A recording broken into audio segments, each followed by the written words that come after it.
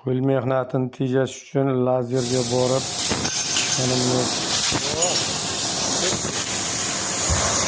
dvigatelni bir chiroyli dizayniga keltirish uchun mana shu lazer chizuvni olib bordik-da.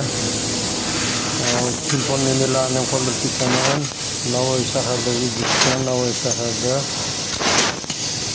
Aytgan chizimlarga to'g'ri beradigan ustoz bormi?